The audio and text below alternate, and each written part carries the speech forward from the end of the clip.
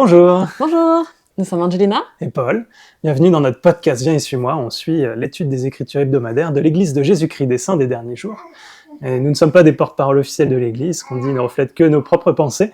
Et d'ailleurs, si vous voulez connaître la doctrine officielle de l'Église, on vous invite à aller sur le site internet churchofjesuschrist.org où vous pourrez tout lire dessus. Et on espère que cette petite étude pourra vous inspirer, vous donner envie d'approfondir votre propre étude des Écritures. Aujourd'hui, on se situe dans Doctrine et Alliance 6 à 9. Et aujourd'hui, on a notre petit bébé avec nous. Alors, il est à côté, donc peut-être vous entendrez des gazouillis, on verra. Mais on espère pouvoir quand même transmettre l'esprit de notre étude. On va commencer tout de suite avec la lecture de l'introduction du manuel. Au cours de l'automne 1828, un jeune instituteur du nom d'Oliver Cowdery a obtenu un poste d'enseignant à Manchester, dans l'État de New York, et a été hébergé chez Lucy et Joseph Smith père. Oliver avait entendu parler de leur fils Joseph et des expériences remarquables qu'il avait eues. Et, se considérant comme un chercheur de vérité, il voulait en savoir plus. Les Smiths lui ont parlé de visites d'anges, d'anciennes annales et du don de traduire par le pouvoir de Dieu. Oliver était fasciné. Cela pouvait-il être vrai ? Lucy et Joseph, père, lui ont donné un conseil qui s'applique à quiconque recherche la vérité. Priez et demandez au Seigneur. Oliver l'a fait et le Seigneur a répondu en apaisant son esprit. Oliver a découvert que la révélation n'est pas réservée aux prophètes, tels que Joseph Smith. Elle est accessible à quiconque la désire et la recherche diligemment. Oliver avait encore beaucoup à apprendre, mais il en savait assez pour faire un pas de plus. Il savait que le Seigneur faisait quelque chose d'important par l'intermédiaire de Joseph Smith, et il voulait y prendre part.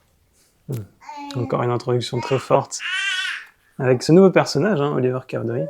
Et en fait, on est désolé parce qu'on a manqué la semaine dernière où on parlait de Martin Harris. On a été malade, toute notre famille, nous et nos 3 enfants, successivement sur 2 semaines. Alors, il y a 2 semaines, on a réussi à sortir un épisode malgré que notre fils était pas bien. Mais la semaine dernière, c'était pas possible, on était vraiment trop mal. Donc voilà, on est désolé, mais peut-être qu'on peut rattraper juste 1 ou 2 idées parce on s'était beaucoup préparé malgré ça. Et moi, ce qui m'a beaucoup touché, alors juste un point, c'est cette histoire des 116 pages perdues, ou plutôt volées, on devrait dire, parce que le Seigneur a révélé plus tard que, en fait, elles ont été volées et trafiquées. Et Martin Harris, il se fait un petit peu quand même réprimander fortement dans la révélation que Joseph a reçue. D'ailleurs, Joseph aussi. C'est incroyable que Joseph accepte que des publications comme ça, si vous essayez de proclamer une nouvelle église et que vous mettez dans vos premières révélations que vous avez failli, que vous avez écouté l'homme plutôt que Dieu, c'est pas une excellente pub. Donc ça montre que c'est pas l'œuvre d'un homme, mais vraiment celle de Dieu. Et sur ces 116 pages perdues, Martin Harris, il est décrit comme un homme méchant. Quand même. Et d'ailleurs, au verset 13, on lit qu'il a méprisé les recommandations de Dieu, a violé les promesses extrêmement sacrées qui ont été faites devant Dieu, s'est fié à son jugement personnel, s'est vanté de sa sagesse. C'est extrêmement fort, quand même. Donc ça, c'est dans la section 3 qu'on aurait dû étudier la semaine dernière. Tout à fait. Maintenant, j'aime bien me rappeler que Martin Harris, c'est aussi grâce à lui qu'on a pu publier le livre de Mormon, quand même. Joseph Smith a dû payer $3,000 à l'époque pour avoir 5,000 copies du livre de Mormon. Et juste pour comparé, on sait aussi que pour $200, il a pu acheter à son beau-père un terrain de 14 hectares avec une maison, des annexes pour $200. Et là, c'était 15 fois plus. Donc, si on considère que c'est 15 fois le prix d'une maison aujourd'hui, vous pouvez imaginer, enfin, c'est ahurissant le prix qu'il a dû avancer. Et il n'y avait que Martin Harris qui a pu l'aider à faire ça. Et là où c'est encore plus merveilleux, c'est de savoir que 2 révélations plus tard, dans Doctrine 5, au verset 24, on peut lire que le Seigneur accepte que Martin, s'il se repent, deviennent l'un des 3 témoins du livre de Mormon. Et qu'il entende par la voix de Dieu, par un ange, que ces plaques ont été vraiment données à Joseph Smith. Et on peut voir en fait à quel point le Seigneur est miséricordieux. À quel point, même si on peut faire parfois des grosses erreurs, le Seigneur veut toujours notre salut, il veut toujours qu'on progresse. L'œuvre n'a pas échoué, dit le Seigneur. Elle ne peut pas échouer d'ailleurs, même si on fait des grosses erreurs. Et on peut toujours retourner à lui. Et ça, c'est une leçon vraiment très précieuse. Peut-être de se souvenir d'un Martin Harris, pas comme celui qui a transgressé et s'est fait voler les plaques, mais les pages, mais de quelqu'un qui a vraiment promu l'œuvre de Dieu et qui s'est repenti et s'est retourné vers le Seigneur. Oui, et juste, cette année, je l'avais déjà mentionné, mais je suis en train de lire le tome 1 des Saints. Et en fait, c'est vraiment super intéressant parce que nous, on a des bribes, personnellement, je n'ai jamais approfondi plus que ça l'histoire de l'Église. Et c'est vrai qu'on a des introductions là dans les chapeaux des sections où on a un petit contexte. Il y a des histoires qui sont connues de tous, comme l'histoire des 116 pages du manuscrit perdu.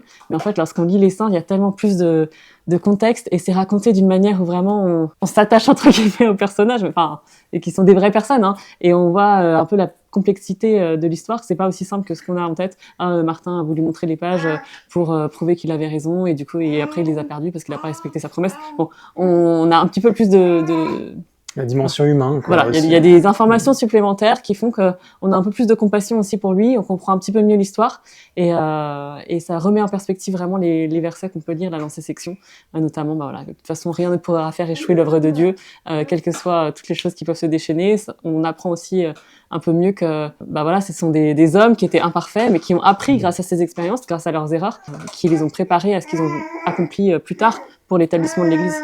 Alors, attaquons maintenant les sections 6 à 9. D'ailleurs, on se rend compte que dans la section 6, les 5 premiers versets, c'est une redite de la section 4 qui est merveilleuse, quoi. Et du coup, je me suis dit, je saute sur l'occasion, j'en profite pour reparler un petit peu de la section 4 en mode rattrapage qu'on n'avait pas pu faire la semaine dernière. Au chapitre 4, il y avait quelque chose que j'avais vraiment beaucoup aimé dans le podcast Follow Him de la semaine dernière, donc les versets 1 à 3 de la section 4.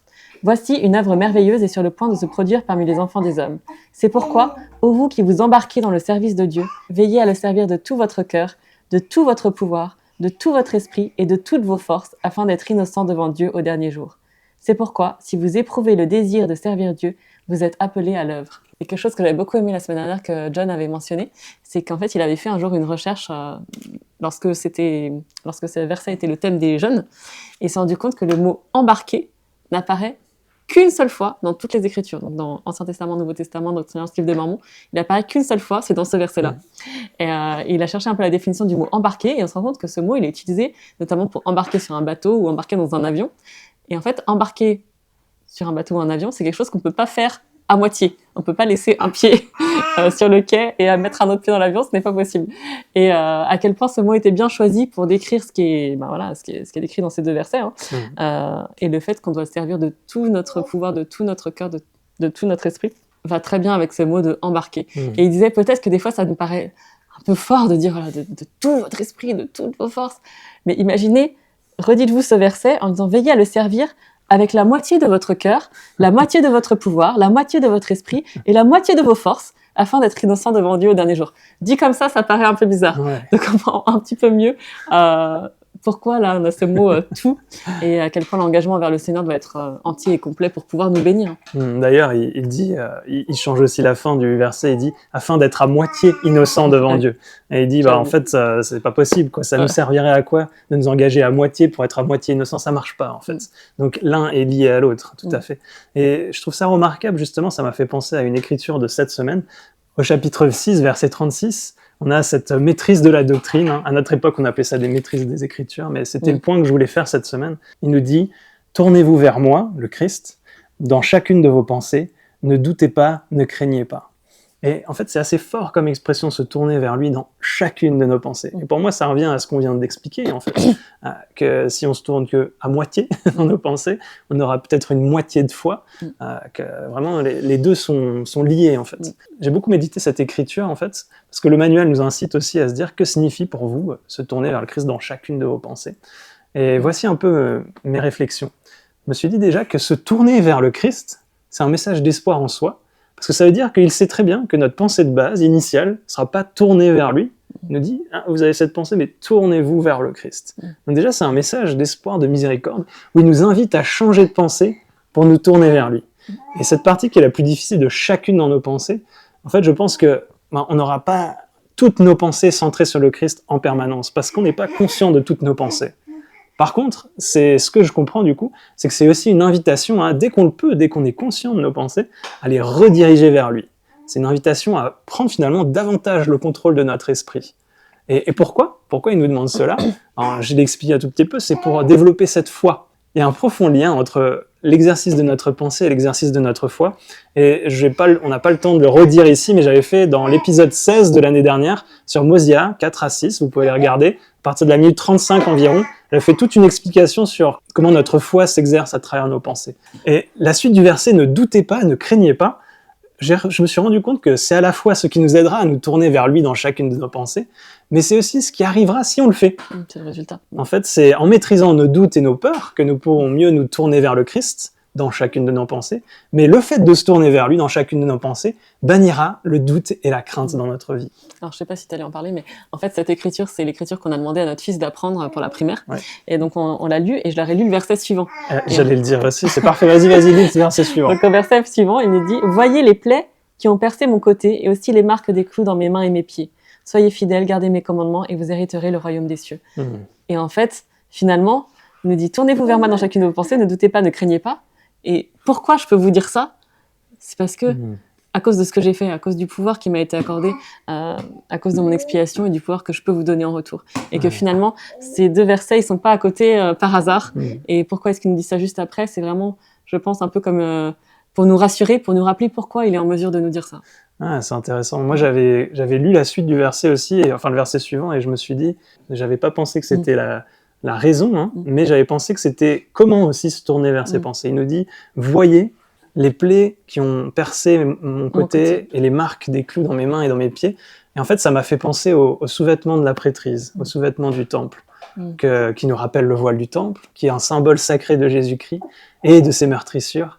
Et ce sous-vêtement est une excellente façon de se tourner vers lui plus régulièrement dans nos pensées, en fait. Et je pensais aussi à la Sainte Seine, il y a beaucoup de choses, parce que le manuel nous invite à nous demander comment on peut le faire plus régulièrement. Et en fait, ce sous-vêtement et le fait qu'il représente les marques du Christ aussi, ça nous aide à y penser. Voilà. C'était un peu ma réflexion, et je voulais finir avec les paroles du président Nelson, comme tu l'as dit, parce que c'était aussi dans le manuel. Ils disent « Réfléchissez à ce conseil de Russell M. Nelson », c'est tiré de ce discours « Comment attirer le pouvoir de Jésus-Christ dans notre vie », 2017, je crois. Et il dit « C'est mentalement très exigeant de s'efforcer de se tourner vers lui dans chacune de nos pensées. Mais lorsque nous le faisons, nos doutes et nos craintes se dissipent. » Donc c'est ce qu'il dit, hein, c'est ce qui arrive, c'est le résultat. Et j'ai pris un autre passage de ce discours, et je vais finir là-dessus.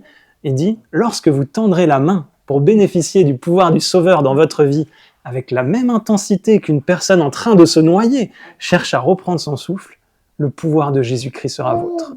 Lorsque le Sauveur saura que vous voulez véritablement tendre la main vers lui, lorsqu'il sentira que le désir le plus cher de votre cœur est d'attirer son pouvoir dans votre vie, le Saint-Esprit vous fera savoir exactement ce que vous devez faire. » Donc quelle promesse énorme, quelle promesse incroyable. Notre bébé, il est vraiment complètement d'accord avec ça. Ouais, peut-être vous l'entendez pas, je sais pas sur l'enregistrement, on verra, mais il participe beaucoup depuis tout à l'heure. Et dans ce que je viens de lire aussi, il nous explique quand il sera que votre désir le plus cher, et tout au long des passages de cette semaine, la doctrine du désir est aussi mentionnée d'ailleurs. J'en avais parlé dans notre épisode, un des premiers sur 1 Néphi 11, où j'avais parlé de Alma 29 aussi, qui parle de la doctrine du désir, de 3 Néphi aussi. Enfin, on voit vraiment que nos désirs sont importants aux yeux de notre Père Céleste et qu'il les exauce et que ça dirige toute notre vie. Donc, veillons à nos désirs aussi. Alors moi aussi, ça m'a à nouveau marqué cette notion du désir dans ces chapitres-là. Au verset 4 de la section 6, on dit « Oui, quiconque veut lancer sa faucille et moissonner est appelé de Dieu. » Et au verset 3 de la section 4, on voyait « C'est pourquoi, si vous éprouvez le désir de servir Dieu, vous êtes appelés à l'œuvre. » On va au verset 8 de la section 6. « En vérité, je vous le dis, il vous sera fait selon ce que vous désirez de moi. Et si vous le désirez, il se fera par votre intermédiaire beaucoup de bien dans cette génération. » Il y a d'autres versets qui en parlent, mais bon, c'est vrai que notre temps est compté. Mais en fait, ça m'a à nouveau marqué vraiment cette corrélation entre le désir et la possibilité de servir et de faire avancer le royaume de Dieu. Et on voit qu'à notre époque, je pense qu'on le remarque des fois, les personnes les personnes appelées, voilà, que ça traite des rôles de dirigeants, d'évêques, de présidents de sociétés courtes, etc. C'est pas toujours les personnes qui nous ont l'air logiquement, humainement les plus qualifiées, mais souvent, ça va être les personnes qui ont le plus grand désir de servir, qui ont eu cette volonté et qui ont accepté l'appel. Enfin voilà, ça m'a vraiment marqué. On voit que même au verset 25, il dit « Voici, si tu le désires de moi, je t'accorde le don de traduire. » Tout comme mon serviteur Joseph, Voilà. c'est incroyable. Ouais, Voilà. ce passage, je me dis, waouh, la miséricorde de Dieu, il veut tout nous accorder en fait. Bah, voilà. Si on a des bons désirs, si on a des désirs justes et qu'on lui demande, voilà. Donc le rôle du désir, il est quand même hyper important. Voilà. Ouais. C'est le premier pas. Donc moi, il y a un autre passage dont je voulais parler, qui est vraiment lié à des choses que j'ai apprises en lisant les Saints. Et donc je vais vous relire, pour introduire cela, les versets 14 à 17 de la section 6. « En vérité, je te le dis, tu es béni pour ce que tu as fait, car tu m'as interrogé. » Donc là, c'est le Seigneur qui parle à Oliver Cowdery. « Et voici, toutes les fois que tu m'as interrogé, tu as reçu des instructions de mon esprit. S'il n'en avait pas été ainsi, tu ne serais pas venu là où tu te trouves en ce moment. Voici, tu sais que tu m'as interrogé et que j'ai éclairé ton esprit. Et maintenant, je te dis ces choses pour que tu saches que tu as été éclairé par l'esprit de vérité. Oui, je te le dis, pour que tu saches qu'il n'y a personne d'autre que Dieu qui connaisse tes pensées et les intentions de ton cœur. Je te dis ces choses pour que cela te soit un témoignage que les paroles ou l'ouvrage que tu es occupé à écrire sont vrais. » Et un petit peu plus loin, versets 22 et 24. « En vérité, je te le dis, si tu désires un témoignage de plus, reporte-toi à la nuit où tu as crié vers moi dans ton cœur, afin de connaître la vérité de ces choses. N'ai-je pas apaisé ton esprit à ce sujet ? Quel témoignage plus grand peux-tu avoir que celui de Dieu ? Et maintenant, voici, tu as reçu un témoignage, car si je t'ai dit des choses que nul ne connaît, n'as-tu pas reçu un témoignage ?» Avant, je ne connaissais pas le contexte, ce que je vais vous dire maintenant dans les Saints. Mais c'est vrai qu'on peut facilement passer sans vraiment faire attention à la précision de ces mots, sur le fait que je t'ai dit des choses que nul ne connaît, n'ai-je pas attisé ton esprit cette nuit où tu as crié vers moi. Et du coup, je voulais vous lire un petit passage des Saints, donc le tome 1, au chapitre 6, qui s'intitule « Le don et le pouvoir de Dieu ». Les instituteurs étaient souvent hébergés par les familles de leurs élèves, et lorsqu'Oliver avait entendu des rumeurs au sujet de Joseph et des plaques d'or, il avait demandé s'il pouvait rester chez les Smiths. Au début, il n'avait glané que quelques détails auprès de la famille. Le manuscrit volé et les commérages locaux les avaient rendus méfiants, au point de garder le silence. Mais, au cours de l'hiver 1828-1829, en instruisant les enfants Smith, il gagna la confiance de ses hôtes. Vers cette époque-là, Joseph, père, était revenu d'un voyage à Harmonie avec une révélation déclarant que le Seigneur était sur le point de commencer une œuvre merveilleuse. Entre-temps, Oliver s'était avéré être un chercheur sincère de vérité, et les parents de Joseph s'ouvrirent à lui et lui parlèrent de l'appel divin de leur fils. Oliver fut captivé par ce qu'il disait, et il désirait ardemment participer à la traduction. Donc non seulement il croyait ce qu'il entendait, mais il avait le désir de participer à l'œuvre, de la faire avancer. Comme Joseph, il était mécontent des églises modernes et croyait en un Dieu de miracles qui révélait encore sa volonté à son peuple. Mais Joseph et les plaques étaient loin, et Oliver ne savait pas comment se rendre utile à l'œuvre en restant à Manchester. Un jour de printemps, alors que la pluie tambourinait contre le toit de la maison des Smiths, il dit à la famille qu'il voulait se rendre à Harmonie aider Joseph lorsque le trimestre scolaire serait terminé. Lucie et Joseph, père, l'exhortèrent à demander au Seigneur si son désir était juste. Se retirant jusqu'à son lit, Oliver pria en privé pour savoir si ce qu'il avait entendu au sujet des plaques d'or était vrai. Le Seigneur lui montra en vision les plaques d'or et les efforts de Joseph pour les traduire. Incroyable. Un sentiment de paix reposa sur lui et il sut alors qu'il devait offrir ses services de secrétaire à Joseph. Il ne parla à personne de sa prière. Ensuite, on dit du coup à la fin de l'année scolaire, il rejoint donc Joseph. Lorsqu'Oliver arriva à Harmonie, ce fut comme s'il avait toujours été là. Joseph parla avec lui jusqu'à une heure avancée, écouta son histoire et répondit à ses questions. Il était évident qu'il était instruit et Joseph accepta volontiers son offre de servir de secrétaire. J'avance un petit peu. Joseph et Oliver commencèrent à traduire. Ils travaillèrent bien ensemble. Sous la direction du Seigneur, Joseph n'essaya pas de retraduire ce qu'il avait perdu. Au lieu de cela, Oliver et lui continuèrent d'avancer dans les annales. Oliver était enchanté d'être le secrétaire de Joseph. Jour après jour, il écoutait son ami dicter l'histoire complexe de deux grandes civilisations, les Néphites et les Lamanites. Il était question de rois justes et méchants, de peuples détruits en captivité et délivrés, d'un prophète d'autrefois qui utilisa des pierres de voyant pour traduire les annales récupérées dans des champs remplis d'ossements. Comme Joseph, ce prophète était un révélateur et un voyant à qui il avait été accordé le don et le pouvoir de Dieu. Le récit témoignait sans cesse de Jésus-Christ, et Oliver vit comment les prophètes dirigeaient une église ancienne et comment des hommes et des femmes ordinaires accomplissaient l'œuvre de Dieu. Pourtant, Oliver se posait encore beaucoup de questions sur l'œuvre du Seigneur, et il était assoiffé de réponses. Là encore, on voit qu'il avait un désir de connaissance. Joseph chercha une révélation pour lui, par l'intermédiaire de l'Urim et du Thummim, et le Seigneur répondit. Il déclara « Si vous me demandez, vous recevrez. Si tu m'interroges, tu connaîtras les mystères qui sont grands et merveilleux. » Section 6. Le Seigneur exhorta aussi Oliver à se souvenir du témoignage qu'il avait reçu avant de venir à Harmonie et qu'il avait gardé secret. « N'ai-je pas apaisé ton esprit à ce sujet ? Quel témoignage plus grand peux-tu avoir que celui de Dieu ?» demanda le Seigneur. « Si je t'ai dit des choses que nul ne connaît, n'as-tu pas reçu un témoignage ?» Oliver fut stupéfait. Il raconta immédiatement à Joseph sa prière secrète et le témoignage divin qu'il avait reçu. « Personne n'aurait pu être au courant si ce n'est Dieu, dit-il, et maintenant, il savait que l'œuvre était vraie. » Ouais, c'est magnifique. Vraiment des passages qui sont inspirants, en fait. Voilà, donc j'avais envie de vous relire ce petit passage. Pour ceux qui n'ont pas lu les Saints, je vous encourage, parce que c'est vraiment très, très inspirant, effectivement, comme tu viens de le dire. Ça m'a fait juste penser à une petite citation de président Nelson. Ça va bien avec l'introduction du manuel qu'on a lu tout à l'heure aussi, mais pour revenir sur le prophète moderne, actuel. Donc son premier discours en tant que prophète, Révélation pour l'Église, Révélation pour notre vie, avec la citation la plus citée de l'histoire des discours de conférence générale sur la nécessité pour survivre spirituellement d'avoir l'influence constante, réconfortante du Saint-Esprit, n'est-ce pas ? Mais c'est pas ce passage que je vais vous lire. Donc le prophète dit, Lorenzo Snow a dit, c'est la bénédiction grandiose de chaque saint des derniers jours. Nous avons le droit de recevoir les manifestations de l'Esprit chaque jour de notre vie. L'une des choses, et là c'est de nouveau président Nelson qui parle, l'une des choses que l'Esprit m'a maintes fois répétées depuis mon nouvel appel de président de l'Église est combien le Seigneur est disposé à révéler sa volonté. Le droit sacré de recevoir la révélation est l'un des plus grands dons de Dieu à ses enfants. Par les manifestations du Saint-Esprit, le Seigneur nous aidera dans toutes nos entreprises justes. Il donne ensuite plusieurs exemples personnels. Et plus loin, elle dit « Vous rendez-vous compte combien c'est miraculeux ? Quel que soit notre appel dans l'Église, nous pouvons prier notre Père Céleste et être guidés, mis en garde contre les dangers et les distractions, et recevoir la force d'accomplir des choses que nous ne pourrions tout simplement pas faire seuls. Si nous recevons réellement le Saint-Esprit et apprenons à discerner et comprendre ces murmures, nous serons guidés dans les grandes et les petites choses. » Quelle bénédiction. Il y a beaucoup de choses sur le Saint-Esprit dans les chapitres 6, 7, 8 et 9. Avec, on pourrait faire une étude un peu approfondie sur ce sujet, sur les manières dont l'Esprit nous parle. Dans un épisode du podcast Follow Him, il y a quelques semaines, il parlait de ne pas réduire, restreindre les manières dont l'Esprit peut se manifester à nous. Parfois, on a tendance à trop insister sur certaines façons que l'Esprit a de se manifester, en disant, voilà, ton sein va brûler, ou on ressent une émotion, ou on pleure, ou je ne sais quoi.